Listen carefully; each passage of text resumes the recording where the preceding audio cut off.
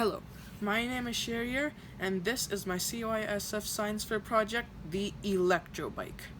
Now, did you know that 13% of the world's countries don't have access to electricity, and even more don't have access to electricity all the time? And don't get me wrong, there are many other ways to generate electricity, such as generators, hydro generators, and renewable energy. But the problem with these types of energies is that they're really expensive. They're really expensive to buy, they're really expensive to install, and they're really expensive to just maintain. So, a great alternative to this problem is the Electrobike. Now, people in developing countries use bicycles very frequently because it is a less expensive resource of transportation. And why not make that less expensive resource of transportation your less expensive resource of electricity as well? Now, just to take note that this is a small-scale model of my Electrobike. This is just a representation. And in reality, if this was the actual size of the Electrobike, this motor would be a 1 HP motor instead of a normal tiny DC motor.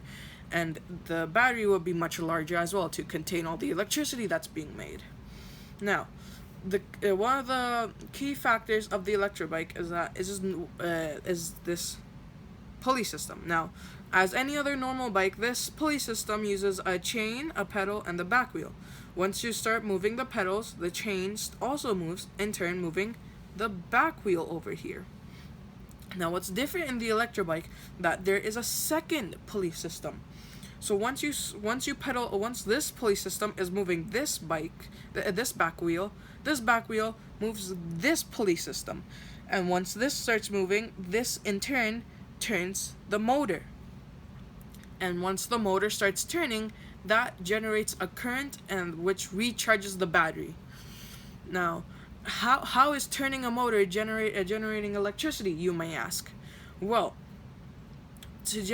motors can generate electricity because in a motor there are two permanent magnets on each side of a motor, right? And then there is a conductor shaft in the middle. Now, there is a force in between these two permanent magnets called the EMF, or electromagnetic force.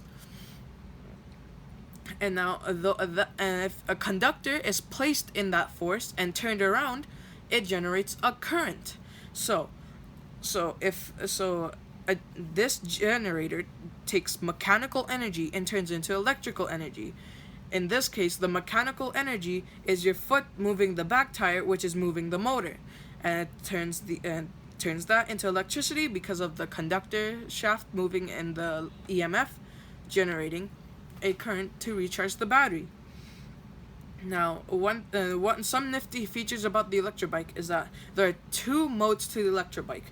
There is stand mode, where you just put the Electrobike on a stand, which holds it in place, and this allows you to pedal the bike but not make the bike move anywhere if you don't want to ride it outside or something. And there is transportation mode, where you can just take off the stand and ride it just like a normal bike while generating electricity.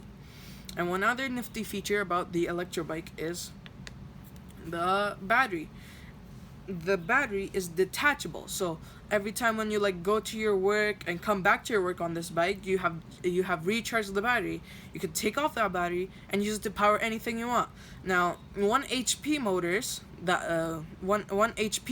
for the actual scale, they would create enough energy to power a light bulb, a heating system, and even a computer. So in the end, the Electrobike is a brilliant way for developing countries to generate electricity and to power their homes.